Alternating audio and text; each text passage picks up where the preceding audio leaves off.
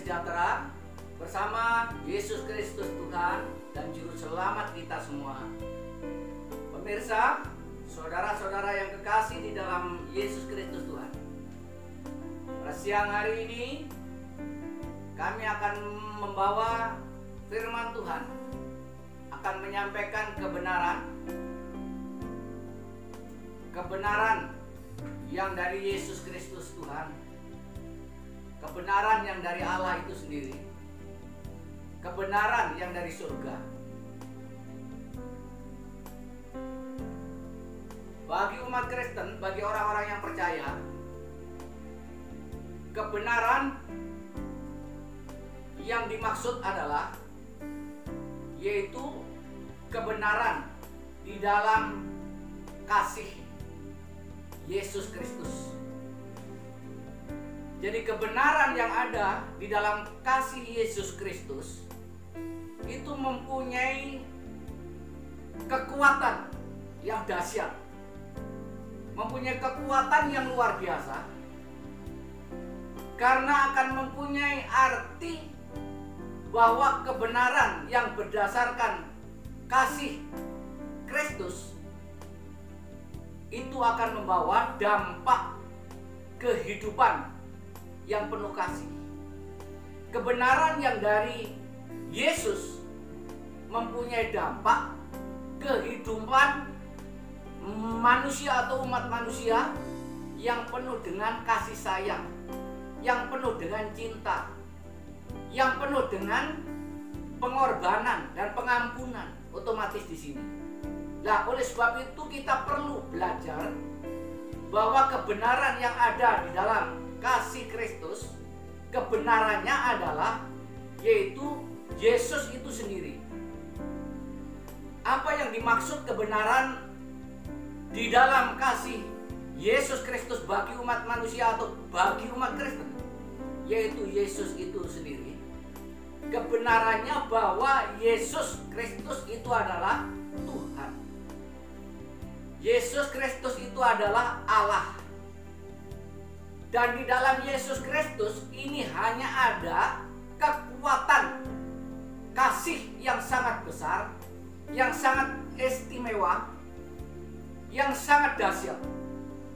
Karena kebenaran kasih Kristus ini akan mengajak kita semua umat manusia yang percaya kepada Tuhan itu untuk diselamatkan. Jadi kebenaran yang ada di dalam kasih Kristus kita akan membahas yang terdapat pada yaitu Injil Yohanes. Injil Yohanes pasal yang ketiga ayat 16 mengatakan, karena begitu besar kasih Allah akan dunia ini sehingga ia telah mengaruniakan anaknya yang tunggal, supaya setiap orang yang percaya kepadanya tidak binasa, melainkan peroleh hidup yang kekal. Nah, jadi kebenaran yang ada di dalam kekristenan ini mempunyai satu kekuatan yang dari Yesus Kristus. Ironisnya, kebenarannya bahwa karena begitu besar kasih Allah kepada dunia ini. Nah, kata kasih Allah kepada dunia ini berarti Allah itu mengasihi dunia. Nah, dengan Allah mengasihi dunia, maka Allah mempunyai satu tindakan kasih terhadap dunia ini, yaitu mengaruniakan anaknya yang tunggal. Jadi kata mengaruniakan anaknya yang tunggal, bahwa setiap umat Kristen di sini yaitu umat yang dikasihi oleh Allah, bahkan setiap manusia yang ada di dunia ini yaitu manusia atau umat yang dikasihi oleh Allah.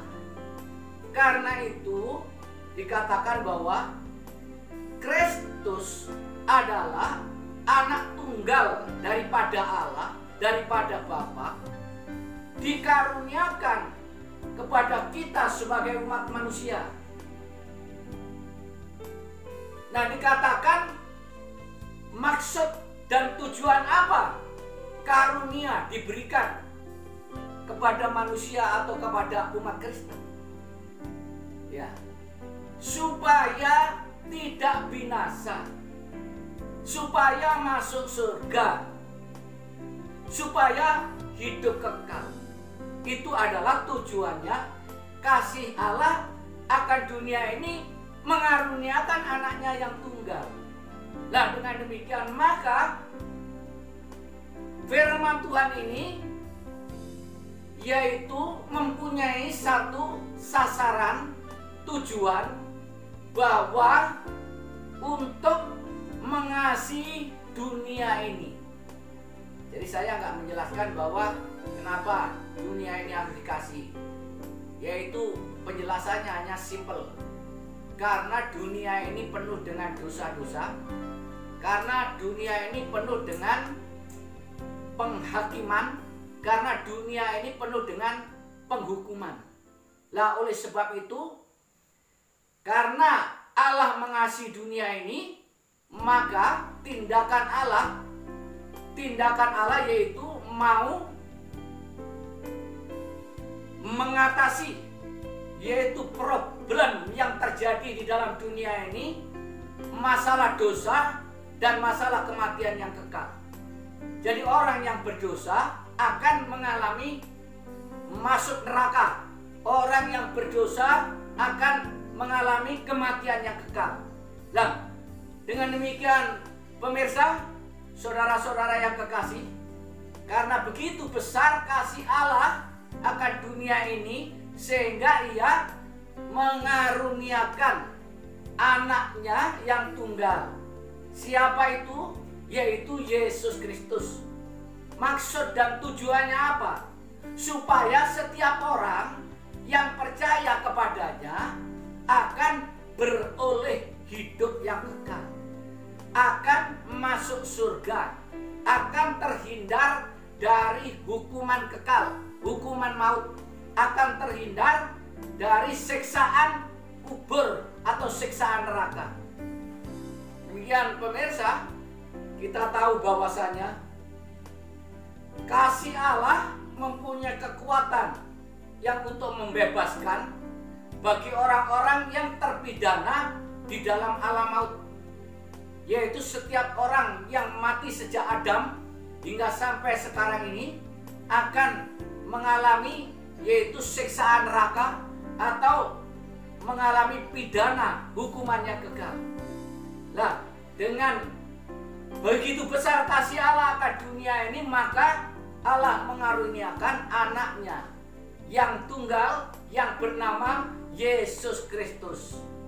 Ya, supaya setiap orang yang percaya kepadanya tidak binasa, melainkan beroleh hidup yang kekal. Siapa yang dimaksud orang yang percaya? Ya, yang jelas orang yang mengakui, orang yang menerima, orang yang dipanggil, orang yang dipilih, orang yang ditetapkan oleh Allah sesuai dengan rencananya untuk diselamatkan. Itulah orang-orang yang mengalami pembebasan dari hukuman maut, orang-orang yang mengalami pembebasan dari siksaan kubur, orang-orang yang mengalami pembebasan dari vonis yaitu neraka. Pemirsa, saudara-saudara yang kekasih, dunia ini memang perlu adanya kasih yang seperti Yesus. Dunia ini memang perlu orang-orang yang memiliki kasih yang besar seperti Yesus Kristus. Karena dunia ini perlu adanya yaitu pertolongan. Dunia ini perlu adanya bantuan, baik itu secara moral, baik itu secara material, baik itu secara spiritual, baik itu secara fisik dan mental. Semua ya di sini diperlukan untuk menolong, untuk membantu orang-orang yang mengalami berbagai macam persoalan di dalam kehidupan. Seperti yang sekarang ini, seperti penderitaan terhadap COVID, penderitaan terhadap bencana alam, penderitaan terhadap yaitu tenggelamnya kapal yang terjadi saat ini. Seperti 53 orang itu sudah mati, tewas di dalam kapal itu. Juga ditambah dengan tsunami yang terjadi, gempa bumi yang terjadi, kerusakan-kerusakan rumah, kerusakan-kerusakan mental oleh karena narkoba, oleh karena berbagai macam perbuatan perilaku umat manusia yang berdosa.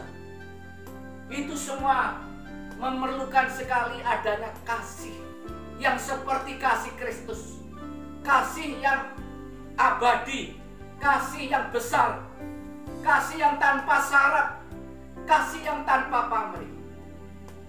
Saudara-saudara yang kekasih, mari terus ikuti renungan kami, yaitu tentang firman Tuhan yang saya sampaikan ini. Kami membuat seri. Ya, di sini ada 5 hal yang sangat penting bagi orang-orang yang siap untuk menjadi pahlawan-pahlawan, bagi orang-orang siap ingin menjadi mentor atau guru, bagi orang-orang yang siap ingin menjadi pemimpin, bagi orang yang siap untuk menjadi kepala-kepala bagian. Ikuti renungan kami ini, ikuti penyampaian firman Tuhan kami ini.